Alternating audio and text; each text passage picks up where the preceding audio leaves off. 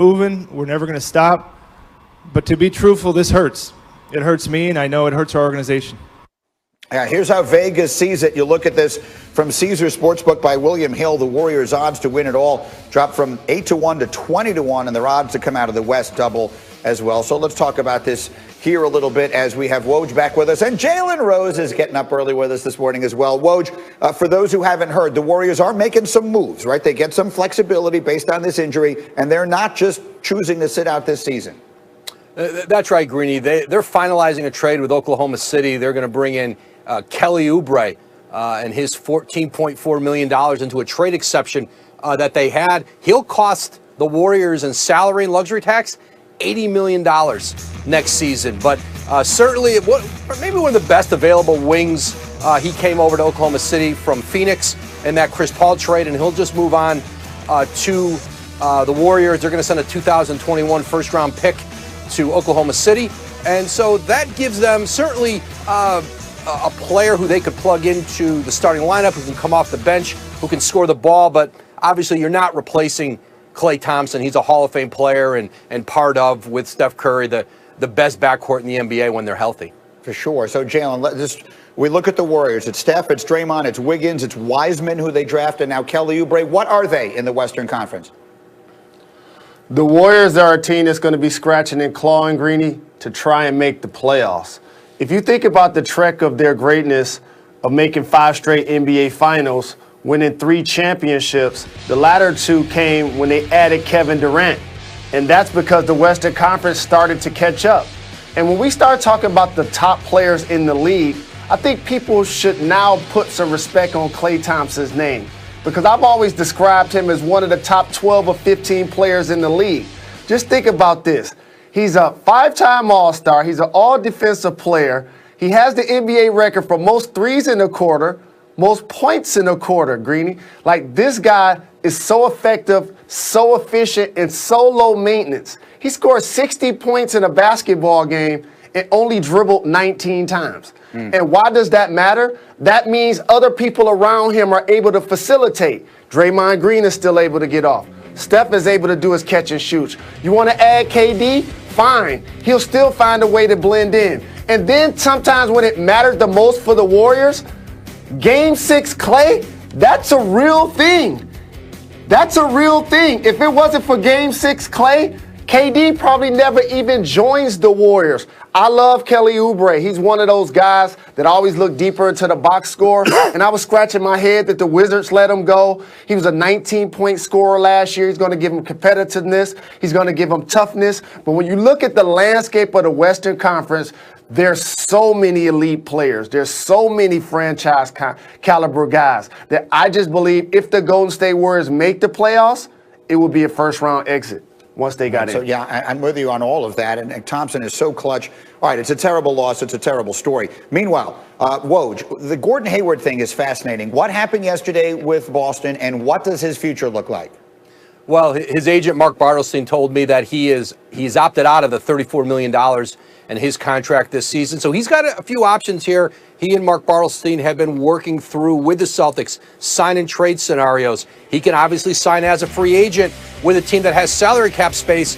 There are a lot fewer of those, and they're not all maybe teams that kind of fit where Gordon Hayward is in his career. But, the sign and trade route where he can get an extension, Boston can get some players back that match up to his money, that's going to be continued to be discussed today. Indiana's a team that has had interest. We know Gordon Hayward's from Indianapolis. I know that scenario is one that appeals to him, but I think for Hayward, he's going to try to find a place where he can get a long-term deal.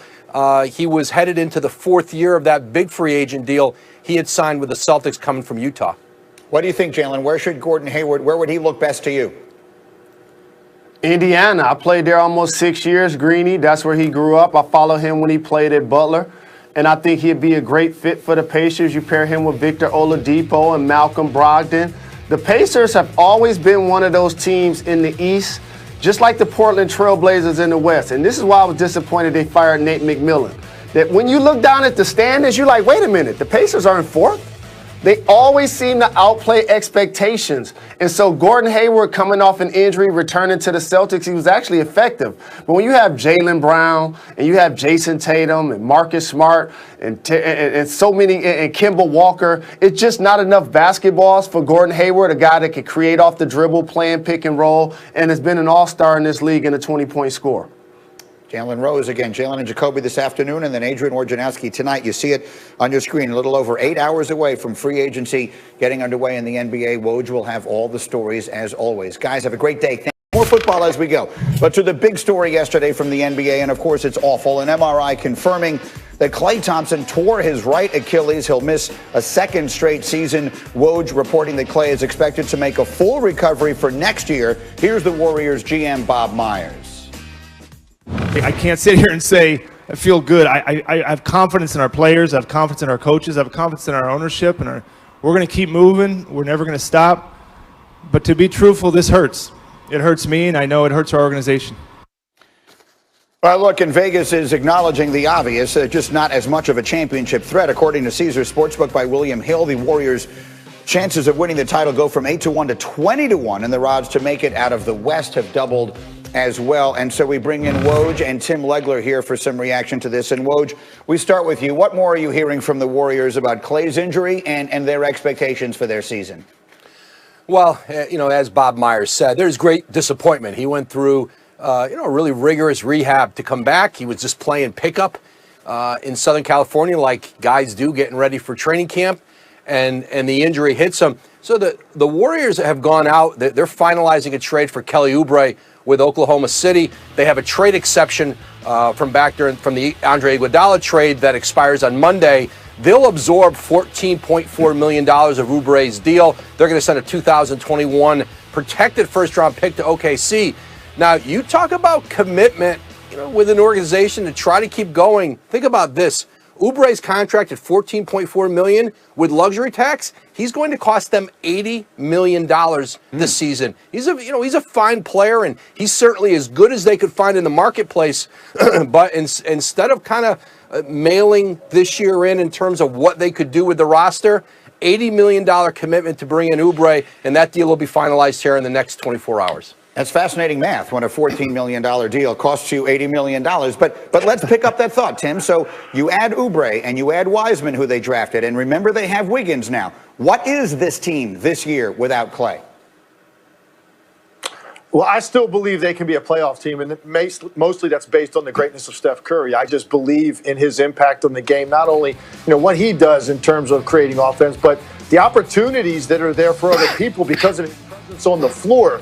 He's going to make Andrew Wiggins a much better player. Their system will make him a much better player. Kelly Oubre is a guy that's going to give them now some additional punch. You still do have Draymond Green, and I think James Wiseman could be an impact player from day one. So I really like their starting five's potential, and the greatness of Steph Curry, to me, keeps them in the playoff hunt.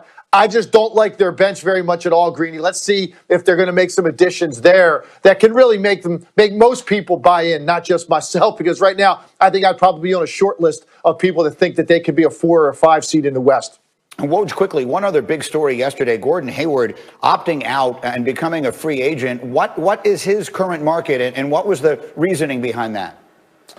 Green, there's a couple things he can do now. He can sign, obviously, as a free agent with teams who have salary cap space. There's not many of them.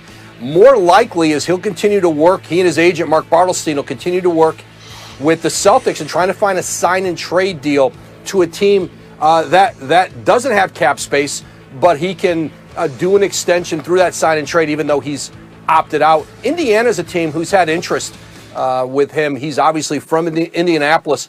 They weren't able to get there yet on a sign and trade with Boston, but there's still some teams out there. New York would love to bring him in on maybe a big money, shorter deal, but I think Gordon Hayward's looking to get a longer-term security in the marketplace. Legs, quickly, give me one team you think should be right now going crazy trying to get Gordon Hayward. I look at the